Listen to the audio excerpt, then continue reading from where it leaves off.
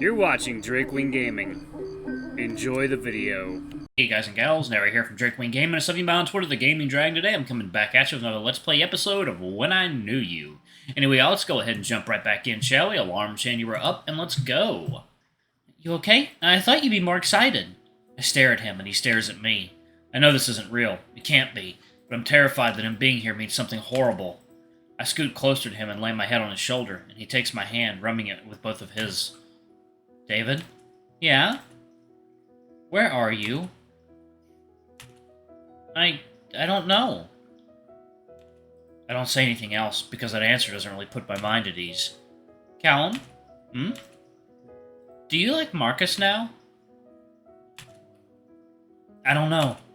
He stops caressing my hand, and I feel him tensing up next to me. Callum? He pulls away from me, but doesn't let go of my hand, gripping it tighter than before. He turns to face me, giving me his full attention, his eyes shining bright and big. If you ever find me, if one day we're together again, promise me. Promise me we'll get married. Okay. Okay, maybe this is a David run? It's an important decision. I'll say yes, this will be a David run. Yes, okay. Alright. You mean it? Yeah. I'll marry you, David. I knew you'd say yes. And then, just as he says that, my vision fades, and David, along with the beach, disappears into nothing.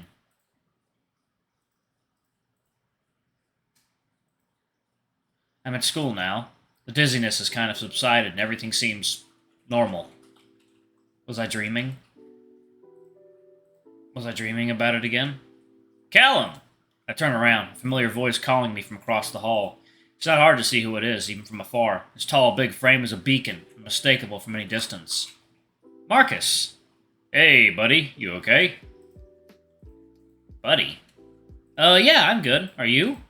I'm great. Just wanted to say thank you is all. Oh, of course. For what, exactly? Callum! I feel two slender arms wrap around my waist, tightly in excited joy. Karina? Hi. She lets go of me and stands next to Marcus. Big smiles plastered on both their faces. Did something good happen? Heh, you could say that. She wraps her arms around Marcus's waist now, hugging him tightly as he squeezes her even closer to him. And I just stare at them, dumbfounded. Well, after you told me that Karina had feelings for me, that gave me the courage to go ahead and ask her out. And he did! So, you two are together? Yep.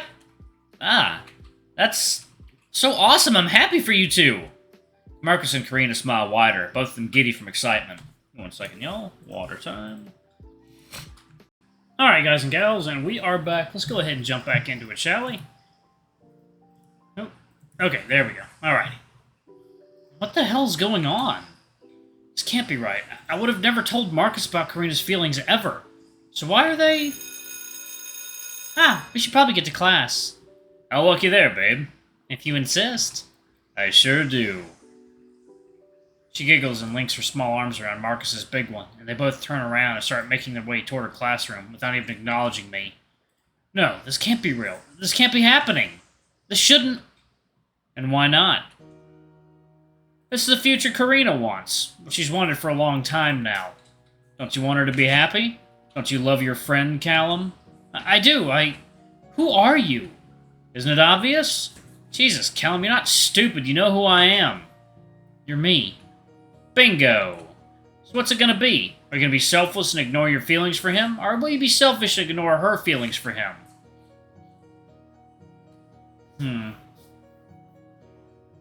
I'll be selfless. Callum, we both know that's a lie. No, it's not. I would have thought you'd at least be honest with yourself of all people. But I guess not. Talk a lot about honesty when you display a little of it. Okay.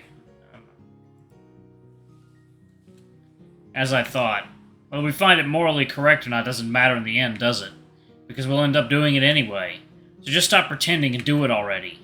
He disappears before me, vanishing just as quickly as he came. In the seemingly endless hallway, the backs of my two best friends are still visible as they walk further away from me.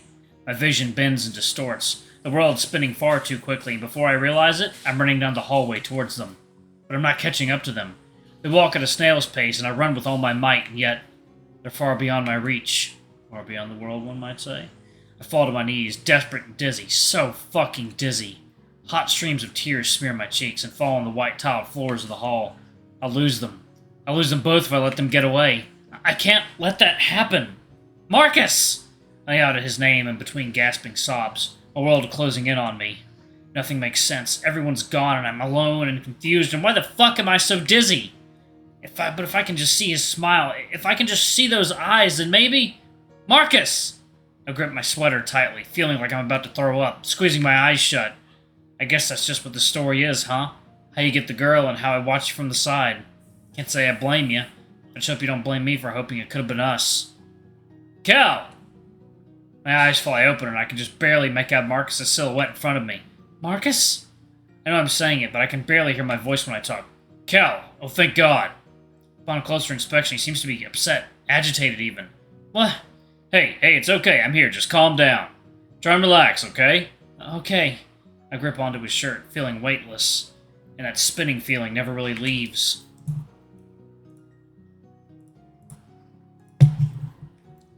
But I'm happy, because he's here. Marcus? Yeah, Cal? Don't go. Stay, okay? He brushes my hair back and smiles, making me feel lighter than ever. I'm right here. Right here. A gross grogginess greets me as I open my eyes in this foreign bedroom. I'm wrapped in musky-smelling blankets, my body sweating in every dark corner of it. Although I'm glad to be out of that nightmare, reality sucks just as hard, as I'm more nauseous than I ever was in the dream. I slowly push off the blankets from on top of me, the fresh air of the AC very inviting on my hot body. Cautiously, I sit up straight and wipe my face, trying not to freak out as I make sense of everything. Okay. There's gotta be an explanation for why I'm in a stranger's bed. Thankfully, I'm fully clothed, so I can rule out the scariest possibility. I'm nauseous as hell, so maybe I was somewhere spinning a lot last night? No, that can't be it. Last night. Shit, I remember now. I was drinking at the party and got pretty drunk, so I must be hungover. That's the least of my worries now. Aster. That fucking asshole drugged me. Oh god, what if this is his room? I look around trying to see if there's anything that could give away my location, but nothing really clicks. Oh, wait, the window! I get up and walk towards the window, the sun a little too bright for my liking. Huh. I recognize this street. It's one of the suburbs of Pricefield, not too far from the school. So I'm still in town, which means it's not Aster. I'm not in Aster's house, right? He lives outside of town, doesn't he? I hear the door swing open behind me, and I freeze, my face going cold. Having a new fear like this existed, but I'm horrified beyond comprehension, not knowing who's behind me, or what their intentions are. Callum? I let a heavy, shaky sigh, letting go of the firm grip I had on the windowsill. I turn around, tears of relief falling down my face. Marcus! A disheveled, worried Marcus stands in the doorway, wearing the same clothes from last night. You're awake. You're crying. Jesus Christ, you okay? I run up and basically tackle him, wrapping my arms around his waist as tightly as I can. Whoa, Cal! Thank God it's you! He hesitates, but not for long, as his arms wrap around my body too, hugging me close. He presses his muzzle against the top of my head, sniffing softly. I was so worried about you. I'm sorry. He shakes his head and pulls me away, cupping my face to make me look up at him. You okay? I'm probably gonna throw up, but other than that... If you're gonna puke, do it in the toilet, not on my carpet. Behind Marcus comes a familiar yet odd voice, and soon he's standing right in front of us. Oh, Baxter! Honestly, dude, you could at least give him an aspirin before making out with him. Marcus shoots him a dirty look, but he doesn't let go of me despite the accusations. Baxter? Sup, Callum? Oh, this is your room.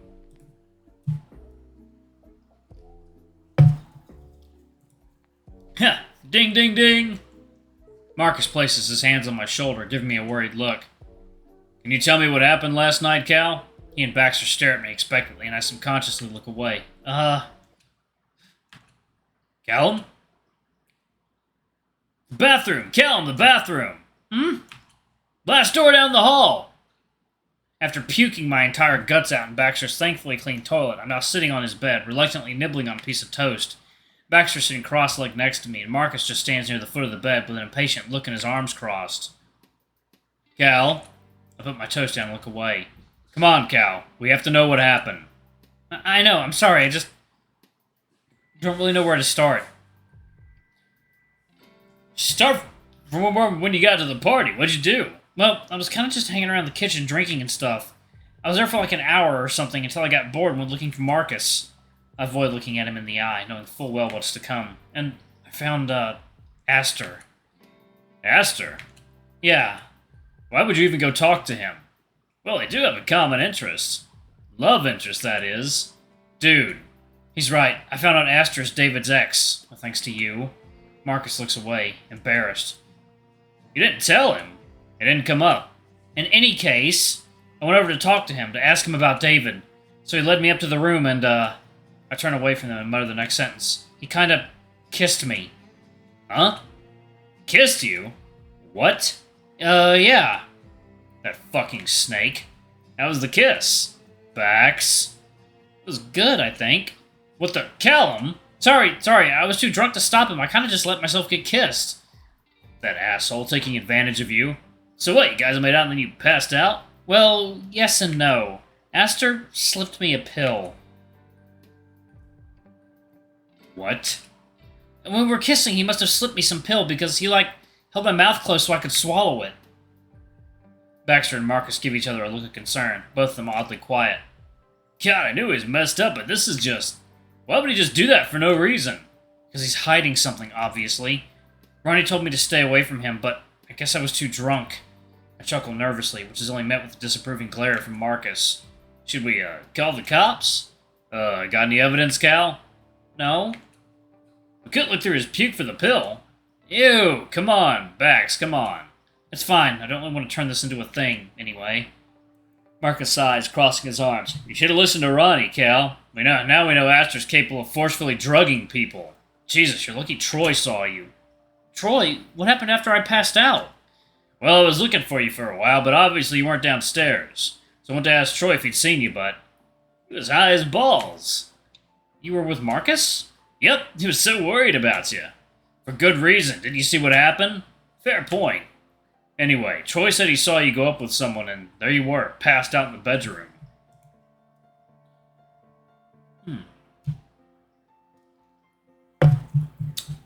Alright, y'all, I'm going to go ahead and pause it right there. Thank y'all so much for watching. Don't forget to like, comment, subscribe, ring that notification bell, and check out our Patreon if you can. It always helps. But anyway, I love you all, and I'll see y'all in the next video. Bye-bye!